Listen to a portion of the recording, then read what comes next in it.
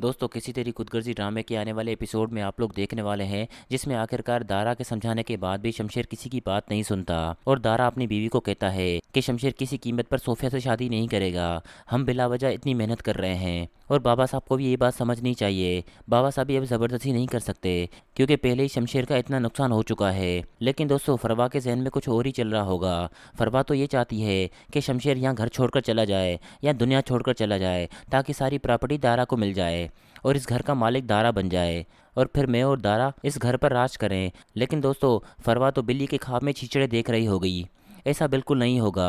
दोस्तों आखिरकार शमशेर रिकवर हो जाता है और वो अपने आप को ठीक महसूस करता है और अपनी वालदा को कहता है मुझे कैसे भी करके महक को ढूंढना है।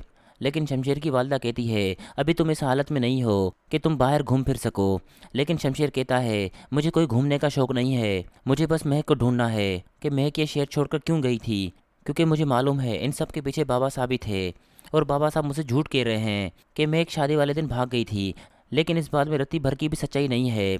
दोस्तों शमशेर की वालदा शमशेर को यकीन दिलाने की कोशिश करती है कि तुम्हारे बाबा साहब का कोई कसूर नहीं है, क्योंकि शमशेर की वालदा को भी दिलावर धमकी देता है कि किसी कीमत पर यह बात बाहर नहीं आनी चाहिए कि इन सब के पीछे मेरा हाथ था। वहीं दोस्तों शमशेर आखिरकार अपने दोस्त के साथ महक को ढूंढने के लिए बाहर निकल जाता है। वहीं शमशेर का वालिद दारा को भी कहता है कि तुम भी शमशेर के पीछे जाओ, वो अभी अभी तो हॉस्पिटल से आया है, कहीं उसे कोई नुकसान ना हो जाए।